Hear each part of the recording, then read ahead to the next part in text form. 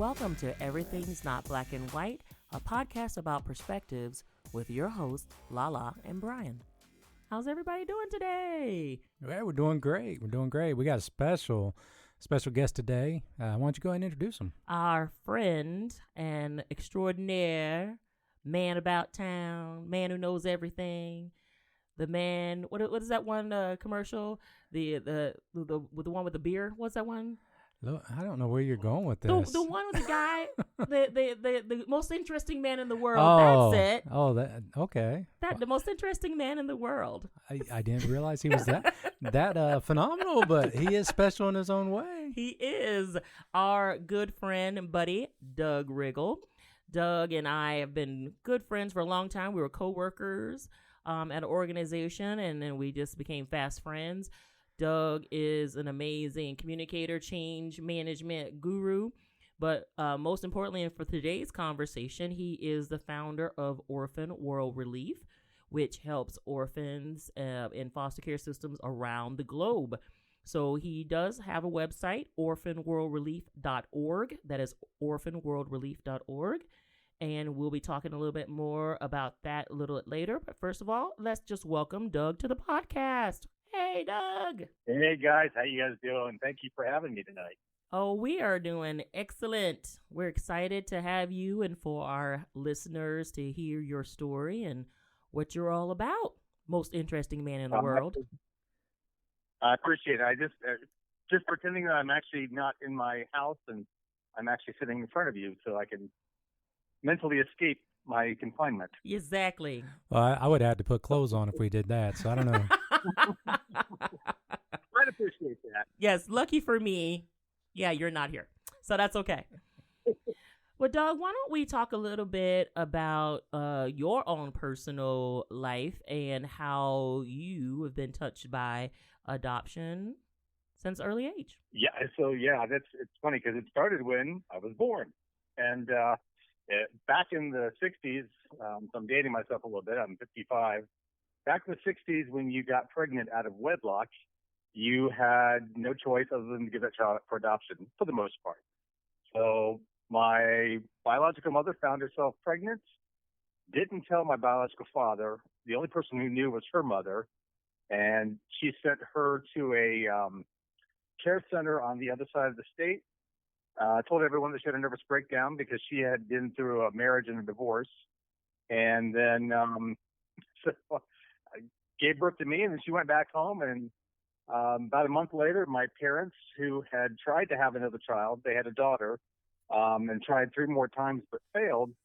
But the parents who adopted me, they were stationed in Waverly, Iowa at the time. And I was a whopping 3.5 pounds when I was born.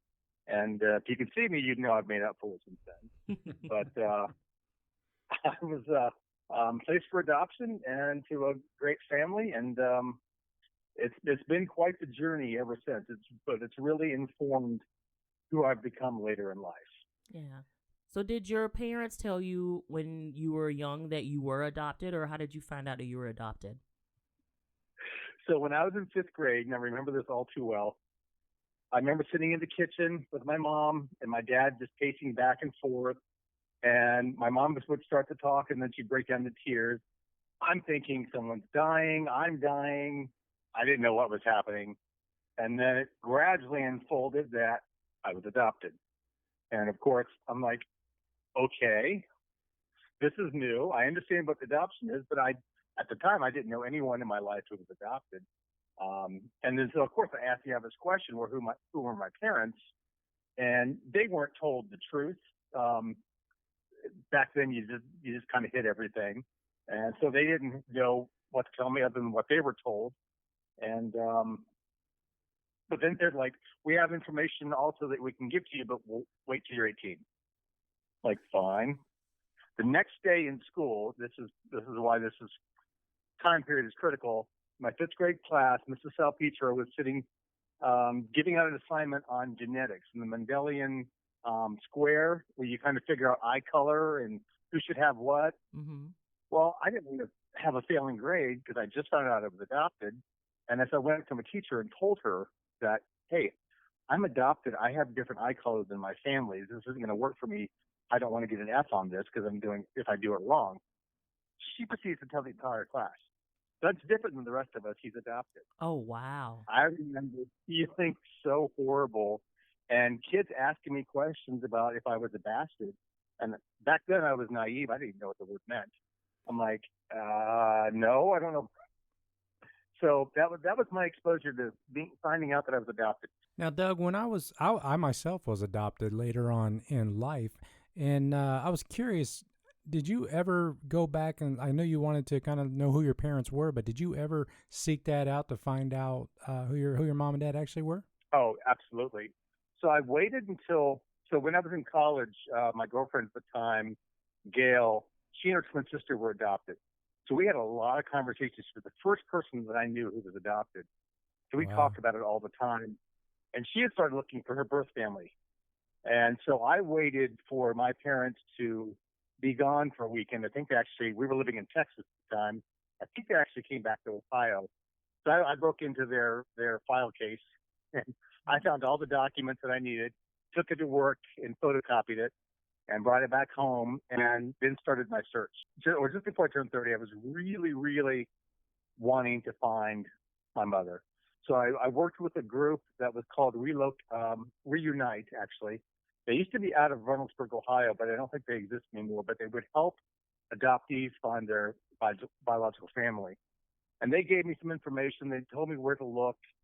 Oddly enough, it was in the Denver Post. I had to look for the death obituary for my biological mother's father, my grandfather, and that would probably give you some information. Mm-hmm. Sure enough, it did. I couldn't find her information, my mother's information, but I found my grandmother's information, and I found her address because then I went and got the phone book out. Back when you flip through the white pages and get what you needed, found her address and wrote her a letter. And about a week later, and mind you, this is when we saw the answering machines in the house. I come home from work, and my wife and I saw we had a message in the answering machine. And I heard this voice. Hi, Doug. As soon as I heard that, I knew that was my mother. Oh. It was the strangest thing ever. Wow. And she's like, this is Sherry, your mother. I'd love to talk to you more. That's amazing. And how has your relationship developed since that point? Basically, welcome back to the family. Mm. I'm actually her middle child, oddly enough. I've got a sister named Brenda, who's 2 years older than me, and a sister named Sheila, who's 2 years younger than me.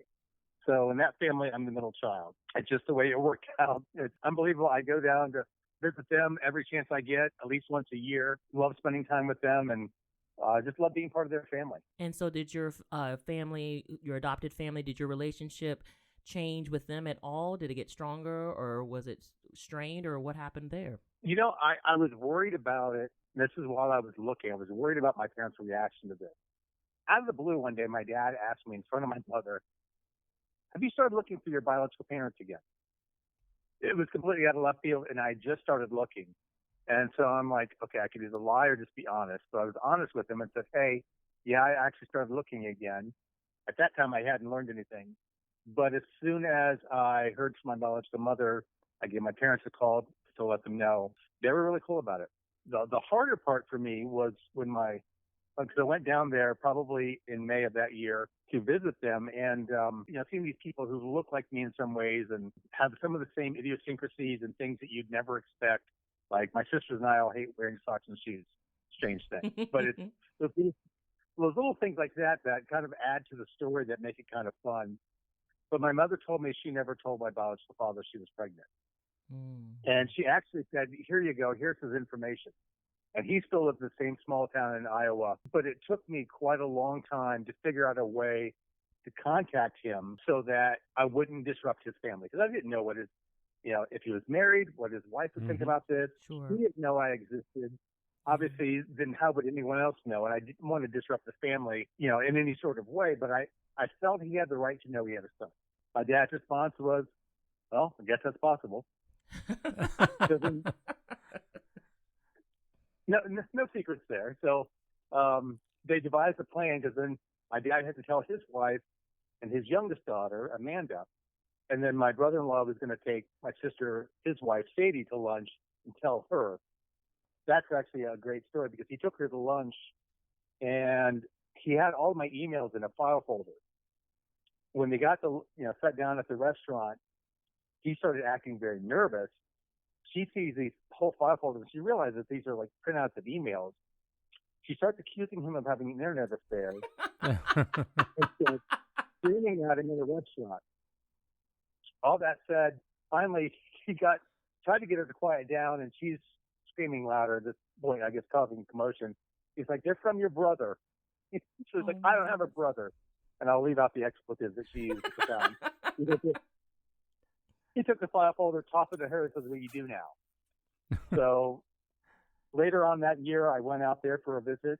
My dad and I did a DNA test, and it came back, and he gave me a call and said, "Well, it says I'm 99.0001% your father." And I've had a great relationship with them ever since. Wow, that's such a great happy ending to your story as an adoptee. So that's amazing. But we obviously know that not everybody's story has that same kind of happy ending. So absolutely. Let's talk a little bit about the work, number one, that you started with Orphan World Relief. Sure. So, Orphan World Relief really began back in the late 90s. I was doing some missions work in Ukraine and fell in love with some of the work doing them. This was right after the fall of communism. Came across some homeless boys that I'd spent a day with and just kind of hung out with them and played soccer with them and, shared a little bit about my life with them. I had an interpreter, of course. My Ukrainian doesn't go that far, or my Russian, but really had a great time with these boys. And there was a young man there who worked for the church that I was there to support, doing some missions work. And he got $145 a month from an American couple. That paid for all his living expenses and gave him the free time to really be an advocate for the homeless boys in that area. There were quite a few of them then at that time. Spent some time with them, like I said, one day. The next day, there was a small group of us going to go visit an orphanage a little ways out of the city, but not too far from where the homeless boys were living. We'd walked under a bridge, and I kept hearing someone call my name. Now, this is my first trip to Ukraine, and I'm like, okay, I'm just hearing things. I thought, Doug and Da, which means yes. Maybe someone's just saying yes really loudly. Ukrainians are very passionate people and get very loud when they're arguing. So I ignored it. And then finally, a very emphatic little voice called my name, and I heard, "Doug." And I turned around, and the bridge I just walked under, up in the rafters were all these little boys that had spent the day with the day before. That's where they slept that night. And at that moment, I realized I had to come back and do something to make a difference. Now, oddly enough, at the same time, so this is fast and curious through my family history. I was married when I met my biological mother, divorced by the time I met my biological father. I was also in the process of adopting. So I adopted my son out of the foster care system here locally when he was 13. So that was all going on at the same time I was forming the idea for Orphan World Relief. It took a while, took to really 2008 to get Orphan World Relief off the ground after doing a lot of business planning and building a board, really figuring out how funding would work, how we would differentiate ourselves from other programs looking at orphans and at-risk kids. So it was a bit of a long labor of love, but it was worth it every step of the way. And 2008, we launched. 2011, we got our 501c3 status from the IRS formally. Since then, we've been slowly growing and expanding what we do to support orphans. We come alongside, there's 4 areas of support that we provide for kids around the globe. Internationally, we come alongside of programs that are already well run, well established, and help them to become more self-sufficient. For example, we built a chicken and cattle farm with a program in Honduras that works with HIV orphans. We also helped create a goat farm and another small farm in India for a young pastor and his wife who just had these girls dumped on his doorstep, and he had to start an orphanage as a result of that. And those little things are there to help them become more self-sufficient and less dependent on Western dollars. So we have quite a few programs internationally that we work with. We also work with foster kids here in the United States. Our main program right now is My Comfy Kits that provides backpacks to kids entering foster care for the first time. Right now, just in the state of Ohio, we have 3 locations, Fayette County, Franklin County, and Summit County, that impact the counties around them as well. So it's a little hard to pinpoint exactly where we operate, but those are the main centers of work that we do. And the backpacks provide just items that kids need. When you enter foster care, a lot of times you show up at someone's house at the middle of the night, you don't know, maybe the clothes on your back, maybe just a diaper, and nothing is yours. And so we provide them with a little bit of dignity and hope. The backpack has a change of clothes. It has a blanket. My very own blanket here in Columbus makes those for us. It provides, we get a nightlight. Older kids get a journal. Every kid gets a stuffed animal, whether they're 18 or 2, they get a stuffed animal. And just want to provide them a sense of dignity. That's wonderful. We're also working to develop new foster care programs to the kids who age out of the foster care system. So every year across the United States, about 20,000 kids, that number's going to go higher now because of the opioid crisis. About 20,000 kids age out of the foster care system without hope and without a support system. So I'm in the process of hiring someone, bringing someone under our staff who can help run those programs. But I'm also excited to see what we can do to help these kids have a better start to life rather than suddenly being on the streets and having nothing.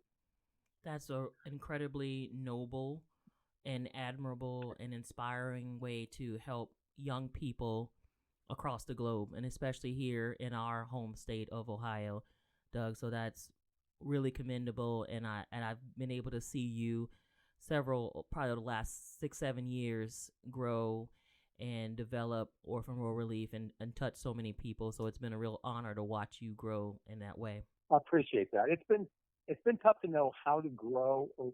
The needs are so many. A year ago, this past March, I was in Lesbos, Greece, working with refugees who are flooding the island right now from Eastern Europe, Turkey, Africa, the Middle East, from all over the world, from 30 different countries or more. And they're flooding this area called Camp Moria, which was originally built to be a government prison. And now it's supposed to house about 2,200 people. Last time I looked, it was 20,000 people there who are flooding the island as refugees. Half of these kids are kids, and we're trying to do what we can to help support the work that's going on for these kids at the same time. Wow. It's heartbreaking to see, and it's kind of silence right now that no one's talking about it because of the COVID-19 virus breakout. Yeah. But what we're worried about too is if the virus breaks out there on the island in that camp, it could devastate the population. Oh yeah, that is extremely heartbreaking to hear, for sure. So I want to go back to this a bit. You said that you were in the process of adopting your own child a while back at the age of 13. So I want you to talk to folks about that story a little bit. Sure. So Richie, my son, I got him when he was 13. From age 5 to 13, he was in 15 different foster home placements. That did a lot of damage to him, obviously. But, we had a great relationship. There were obviously some trouble times. I don't always recommend adopting a teenager, but there are a lot of teenagers out there who need to be adopted. And my goal when I went to adopt was not to adopt a baby. There are enough two-parent families out there who can handle infants. My goal was to find a kid who really needed a home. Mm-hmm. And I found Richie online, and it took a while for the process to go through. I was actually in Ukraine for a month, 2 weeks before he moved in with me. So it was, I came back to the States, and he moved in with me, and then that was during the summertime, and then he started school in the fall. And it was just an amazing time, amazing relationship between us. I wish you guys could have met him. Yeah. Sadly, he passed away when he was 22. His biological mother was bipolar, and I can't tell you for sure what happened. All I know is in the middle of the night, I get a phone call from him, and my phone went to voicemail, and I didn't hear it ring. This was about 1 o'clock in the morning, and he called me to say goodbye. So something woke me up about 1:30 or so. I got the message, tried to call him back, couldn't get hold of him. Got in my car, drove over to his apartment at the same time, calling the police, calling the paramedics. They took him to OSU. He had shot himself. They took him to OSU Medical Center, where he later passed away later that day. But, it was just interesting. It's like talking to his friends about what was going on that day. And he quit his job out of the blue. What we assume is that he was starting to develop some bipolar issues, but without someone being there to see that and monitor that, they wouldn't necessarily recognize it for what it was. It was tough. Obviously, the toughest thing I've ever been through in my life. Loved that kid dearly. Got to baptize him at my church. I know where he is, and I know I'll see him again. But people ask me, well, what would you do different? I'm like, I don't know that I could have done anything different. I can't. I would never change our relationship in any shape or form, and I'd do it all over again if I had to. Yeah, absolutely. One thing I've heard people say, it's like you can never love an adopted child like your own child. And being that not only have you adopted, you've been adopted, I've been adopted, and I have adopted my wife's daughter. That's just simply not true. You just spoke how much you loved your child, and I had that same admiration and love for my daughter as if she was my own flesh and blood. So that's a very misleading representation of really how involved people get involved in these children's lives when they adopt them. Absolutely, Brian. It's funny, if anyone ever said that to me, they might actually hear me swear, because believing that you love that child less is just BS. Mm-hmm. And I might use some more expletives, because that's just not true. It is absolutely true. Well, I mean, I appreciate you so much, love you so much.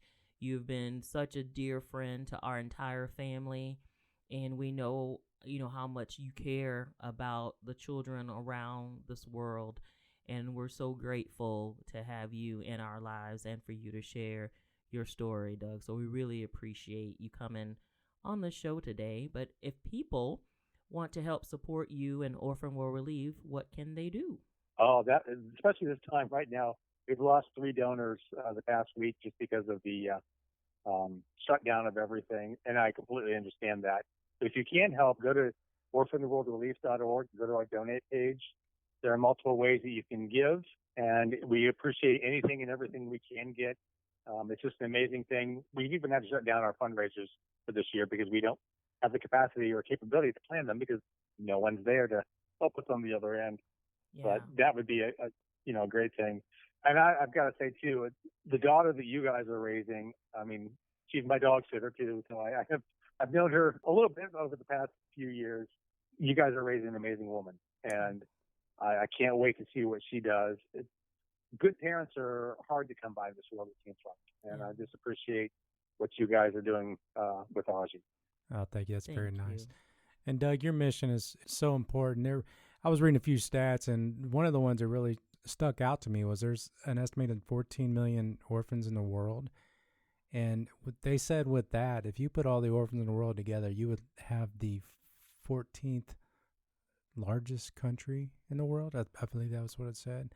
And that's kind of astounding that there's that many children out there that need that guidance. So your work is amazing, and we're glad that you're doing it and that you're being that beacon of light for a lot of these young kids that need help. Yeah, absolutely. Oh, I appreciate it. It's the numbers are kind of scary even when I look at them, because we're like the guy throwing the starfish back into the ocean, and like I can't impact them all, and I really want to, but I can't.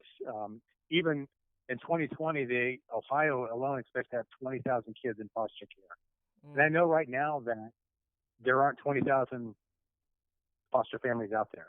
Right. So that's with me. I don't know what we're going to do. And if you can't support Orphan World Relief financially, maybe you can become a foster parent, or maybe you can adopt a child yourself. It doesn't have to be about supporting us. It never has been. It's about doing something, though, to make a difference in the life of a child. Absolutely. Yeah, quite a few people in America talk about adoption, but so few actually take the step to do it. And if they did that, there would probably be 0 orphans or kids that need adopted in this country if just those people that talk about it would actually take action and do something. Yeah. Amen to that. Yeah. Well, thank you again, Doug. You know we love you so much, and we just appreciate your heart. It's as big as the moon, and we're just grateful for you and for being on our show today. Love to reciprocate right back at you guys, and I just can't wait to see what you guys do in the future, and I can't wait to become Ozzy's greatest fan, and she gets out there doing all the great work. You got a lot of competition because she's got a lot of fans. I'm sure I do. Yep, true story. Fourth or fifth down the line. Yeah, it's all right. She'll take them all. She'll take them all, Doug. Thanks so much, buddy. You have a great night. You're welcome, guys. Thanks, everyone, for listening. We'll talk to you soon.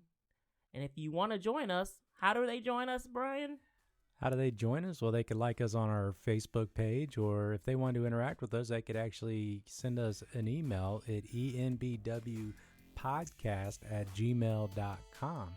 And we like to hear what people have to say or thoughts. We could pass on messages to Doug or anybody else that you've heard in previous programs, and we'd love to hear from you. All right. Thanks, everybody. Join us next time. Have a great evening. Stay safe.